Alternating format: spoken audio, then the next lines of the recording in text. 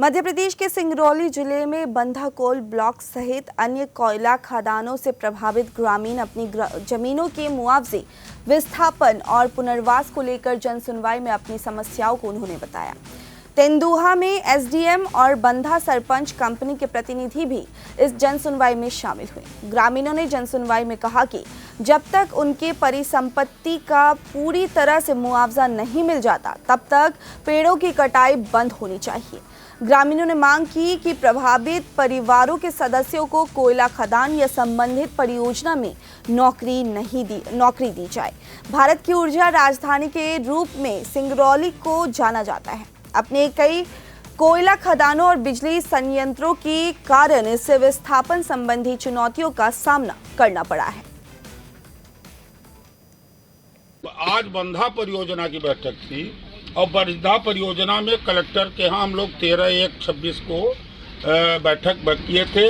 उसमें 11 मुद्दों पे हम लोगों की सहमति बनी थी। उन सहमति को आम जनता को बताने के लिए उसमें क्या क्या हम लोगों को कलेक्टर के साहब के सामने डिस्कस हुए, क्या क्या मुद्दों में निर्णय हुआ, उसकी जानकारी सार्वजनिक रूप से चर्चा करने के लिए एसडीएम साहब और कंपनी प्रतिनिधि, प्रशासन और हम लोगों को बुलाया गया। हम लोग आए हैं और उन मुद्दों पर व्यापक रूप से सबकी भी चर्चा हो गई। जहां तक आप बाहरी भीतरी की बात कर रहे हैं, तो बाहरियों के कारण ही तो भीतरी मारे जा रहे हैं।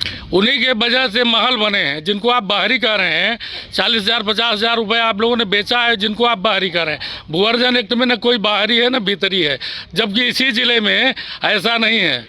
हाँ सुनिए, भूअर्जन एक्ट भी हमने आप कम नहीं पढ़ा है। मैं 94 से LLB किया हूँ। उस अधिनियम को मैं बारीकी से जानता हूँ।